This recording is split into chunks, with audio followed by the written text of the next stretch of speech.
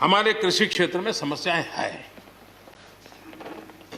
कोई ये तो मना नहीं कर सकता है समस्याएं नहीं है, लेकिन समस्याओं का समाधान हम सबको मिलकर के करना होगा।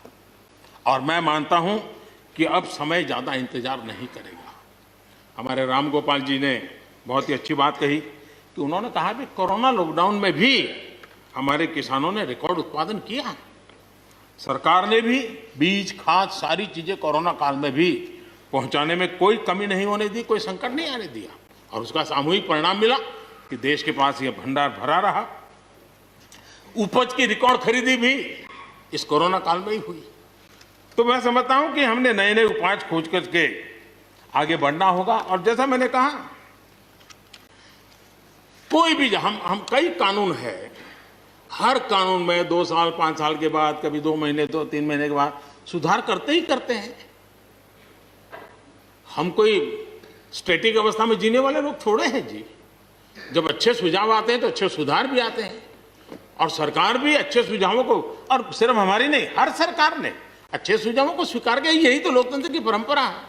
और इसलिए अच्छा करने के लिए अच्छे सुझावों के साथ, अच्छे सुधारों की तैयारी के साथ हम सबको आगे बढ़ना चाहिए। मैं आप सबको निमंत्रण देता हूं, आइए हम देश को आगे ले जाने के लिए, कृषि क्षेत्र की समस्याओं का समाधान करने के लिए आंदोलनकारियों को समझाते हुए हमने देश को आगे ले जाना होगा। हो सकता है कि शायद आज नहीं तो कल जो भी यहाँ होगा, किसी न किसी को ये काम करना ही पड़ेगा। आज मैंने किया है, गालियाँ मेरे खाते में जाने दो, लेकिन इस अच्छा करने में आप जुड़ जाओ। बुरा हो मेरे खाते में, अच्छा हो आपके खाते में, आओ मिलकर के चले।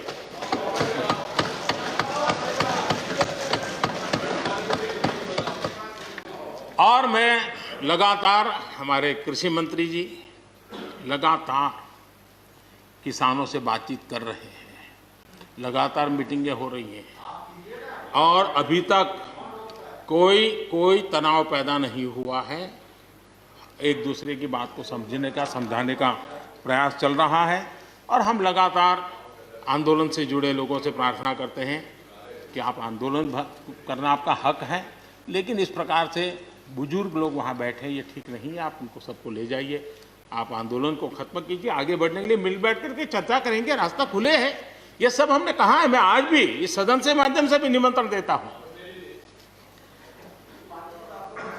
आदरणीय सभापति जी, ये बात निश्चित है, हमारी खेती को खुशहाल बनाने के लिए फैसले लेने का ये समय है। इस समय को हमने गंवा नहीं देना चाहिए। हमें आगे बढ़ना चाहिए, देश को पीछे नहीं ले जाना चाहिए। पक्ष हो, विपक्ष हो, आंदोलनरत साथी हो, इन सुधारों को हमने मौका देना चाहिए, और एक बार देखना चाहिए कि इस परिवर्तन से हमें लाभ होता है कि नहीं होता है। कोई कमी हो तो उसको ठीक करेंगे, और कहीं ढिलाई है तो उसको कसेंगे। ऐसा तो है नहीं कि सब दरवाजे बंद कर दिए बस। और इसलिए मैं कहता हूं, मैं विश्वास दिलाता हूं कि मंडियां अधिक आधुनिक बने, अधिक प्रतिस्पर्धी होगी। इस बार बजट में भी उसके लिए हमने प्रावधान किया है। इतना ही नहीं, एमएसपी है, एमएसपी था, एमएसपी रहेगा। ये सदन की पवित्रता समझे हम। जिन 80 करोड़ से अधिक लोगों को सस्ते में राशन दिया जाता है, वो भी कंटिन्यू रहेगा। इसलिए मेहरबानी करके भ्रम फैलाने के काम में हम न जुड़े, क्योंकि हमको देश ने एक विशिष्ट जिम्मेवारी दी है। किसानों की आय बढ़ाने के जो दूसरे उपाय हैं, उन पर भी हमें बल देने की जरूरत है। आबादी बढ़ रही है, परिवार के अंदर सदस्यों की संख्या बढ़ रही है, जमीन के टुकड़े छोटे होते जा रहे हैं।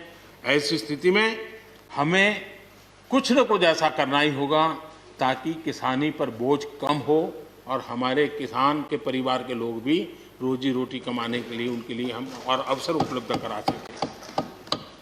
इनकी तकलीफों को दूर करने के लिए हमने काम करना होगा। और मैं मानता हूं कि हम अगर देर कर देंगे, हम अगर अपने ही राजनीतिक समीकरणों में फंसे रहेंगे, तो हम किसानों को अंधकार की तरफ धकेल देंगे। कृपा करके हमें उज्जवल किसानों के उज्जवल भविष्य के लिए इससे बचना चाहिए। मैं सबसे प्रार्थना करता हूं